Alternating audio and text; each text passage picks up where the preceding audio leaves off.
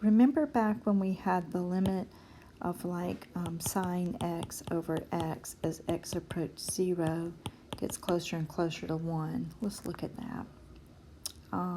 So let me go see if I can find this calculator again. Forgotten what it's called. Here it is.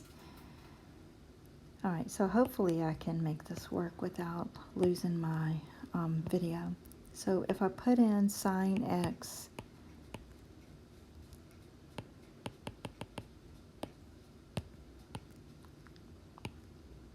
over x,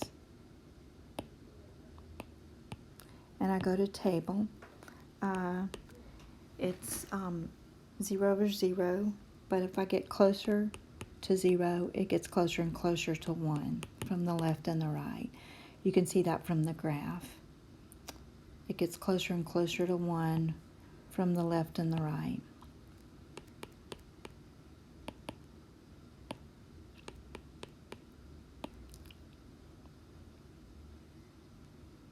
Okay, and so that I verified that. I proved it with the squeeze theorem. The sine of x over x as x approaches 0 is 1, even though there's a hole in the graph there, right at 0, 1.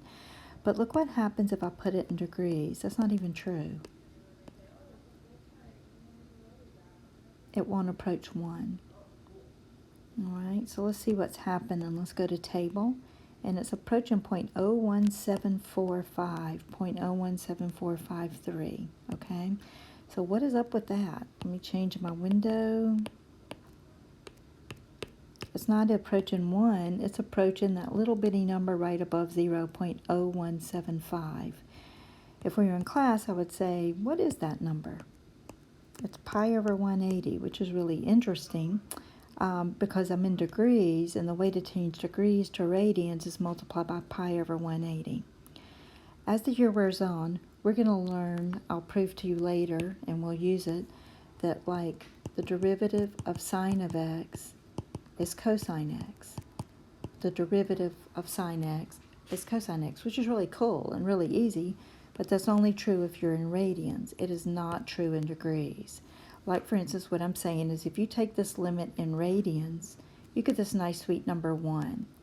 If you take the limit in degrees, you get an ugly number, pi over 180, or 0.01745. So we would much rather work it in radians. We get nice, clean answers instead of something like the derivative of sine is pi over 80 times cosine x, and everything in trig would be messed up. If we worked it in degrees, it would be a lot uglier. So we work it in radians because we get these nice clean numbers, and I'll probably revisit that again with you sometime.